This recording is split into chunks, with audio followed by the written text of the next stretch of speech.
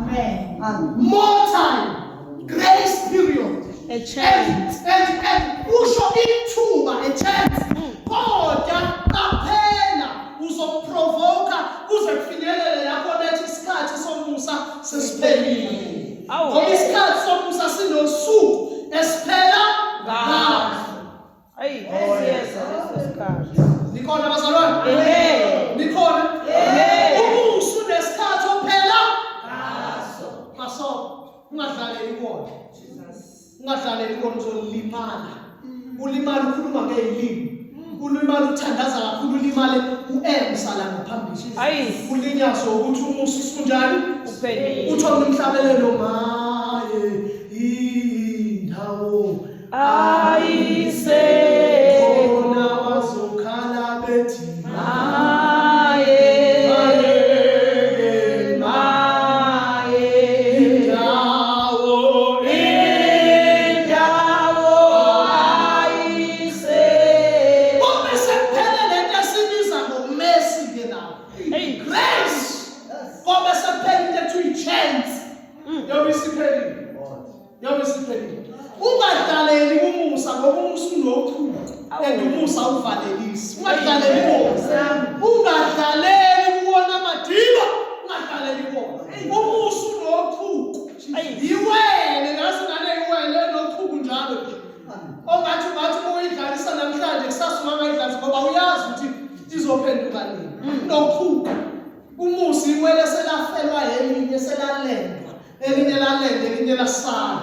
Unochuku umusa mama. Uzothi usadlala lokuthi ngicela umusa athi uNkulunkulu sekucela ina.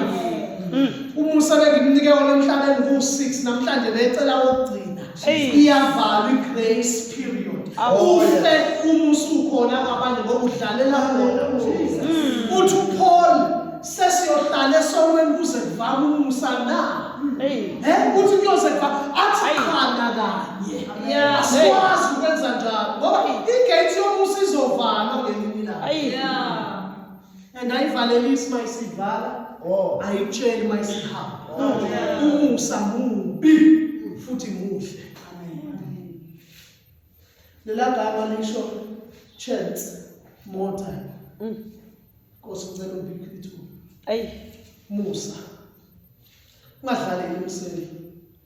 Tshela mina. Yabona uNkulunkulu esithi unomusa kuyobe ngathanda Musa sethi hamba esogwini. Kuyobe ngathi akaza kunika umusa. Hallelujah. Amen. Likhona bazalwane? Amen. Yeah. Bathanda kakhulu abazalwane i-destination abalithanda uhamba. Mina izinto ngifuna ukuyibuka ngendlela embili manje. uNkulunkulu sengibonisa indlela. Yabo manje uthi ubayaya ekhuluma uNkulunkulu abethi engitshengisa ezinye izinto ezisho lento ayikhulumayo. Kodwa nje ngiyazi kanjani lento ngizengizwa angazi noma ngizoyizwa. Mhlambe senoyizwa entebeni. Mhlambe ngizwa kanjani. Kodwa ake ngimtshele lokho bazalwane. Ake ngimtshele lokho ngomthombo. Yenza nje. Sicela ulizwa sivalele imali. Ngicela ningilalele kahle ke bazalwane. Ithi ke into bazalwane yami ngifuna ukutshela wena namhlanje. Umusa lo engikhuluma ngawo ungifundisa ukubuka ngelinye ihlo mina.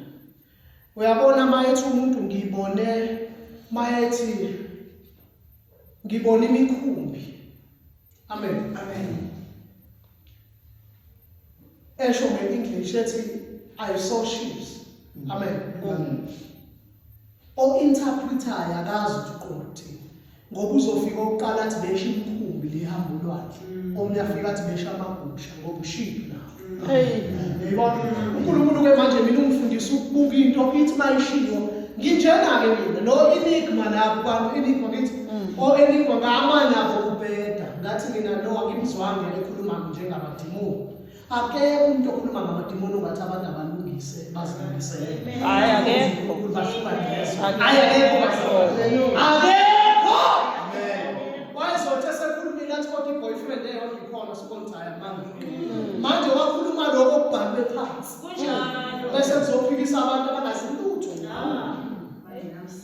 Yabo bazalwane uNkulunkulu namhlanje ngiyazi ungigitaze ngento eziningi. Ngifundisa into eziningi nje ngize ngihleke ngedwa empendeni make sure yazi ukhuluma into ethi angisho akasho ukuthi kunjani umfundisa indlela zoku-understand ezahlukahlukene lalelani bazalwane ake ngimtshele nje kanje uJesu umthetho weNkosi ukubuya kwenkosi hlamba ke ngilethe lento eniyaziyo ukubuya kwenkosi mawakhe makuthiwa bazalwane mhlambe ake mhlambe ngibekele mhlambe nje esemgangathweni mhlambe indaba ye-World Cup ngelinganisa indaba yomdlalo nodlalo we-World Cup yebo bazalwane ake ngibuze ngangekho mhlazana inkosi ikhuluma nomfowethu lo Joshua ngekho ngikaze ngibe khona kodwa khona into engicela ukubuza uthi yathi inkosi kuyena there will be no World Cup in 2026 ngeke izibe khona i-World Cup 2026 imani njoba ngithi nithanda i-destination anithanda i-journey nilwe noJoshua nina if i-World Cup iqala ngithi njoba iqhubeka nje senilwe naye senimbiza ngomprofethi wamanga ngicela ukubuza bazalwane niyayi-understand i-language awuthi nginiphindele there will be no World Cup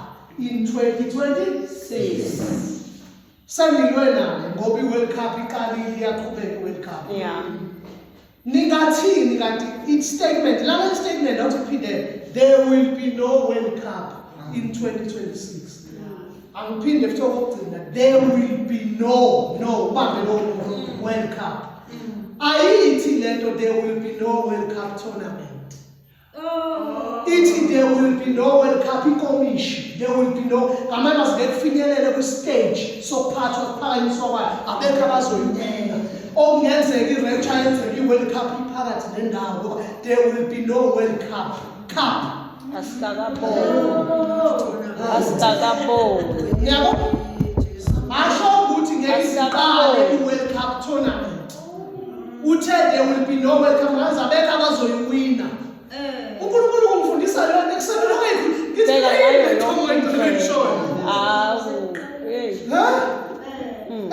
tournament iqalile World sakafinyelela kwi-cup stage awukodwa nikhona abazalwane kwi-cup stage asakafinyelela into umongolela bakhuluma nami ziningi nezinto ngizomtshela lapha enkonzweni amen masofika nakhona enkonzweni amen so ngayibuka bathi amen inkosi yazi ikhuluma ngeminyaka abantu uthi ngeke isibe khona i-World Cup ngo-2026 akasho i-tournament kodwa usho i-stage lapho nakuphakanyiswa inkomishi kuthiwa lawa sebewinile ngenzeka ukuthi yayisho kanjani amen so sengifundeke bazalwane manje ukubuka-ke kufana nale kwakuthiwa i-3 days of darkness nabo futhi ngibuke lela gama elithi Messi uNkulunkulu engifundisa ngalo ukuthi uyalazi igama elithi Messi lisho ukuthini ngathi cha kwathi igama elithi Messi lisho uchance lithi mawuthi nje ucela umusa usho ukuthi ucela ithuba ucela isikhathi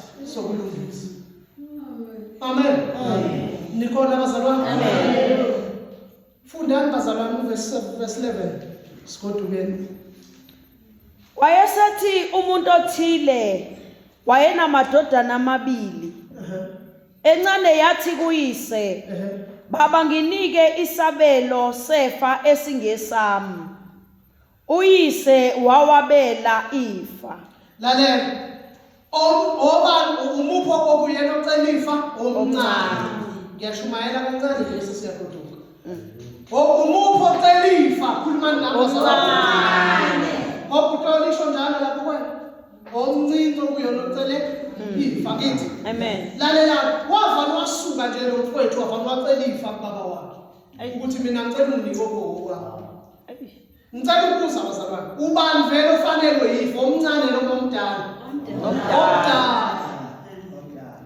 kodwa uMoyo ngifundisa isimanga ukuthi abancane ibona abagijimele ifa abadala bengagijimelanga basindiswa namhlanje sebefuna ifa baba abafundisi manje kodwa bagijima bayothatha izinto abantu abadala bangayithathanga kunoduma noqinisa bazange bacebe ngomsebenzi wenkosi kodwa kuba abafundisi bokugcina bey'khathi zokugcina opapios abomaqinas sebecelile manje bayodala istori baney'moto banamabhizinisi bacabanga ukuthi kuyacetshwa bagijime baya kuNkulunkulu bafuna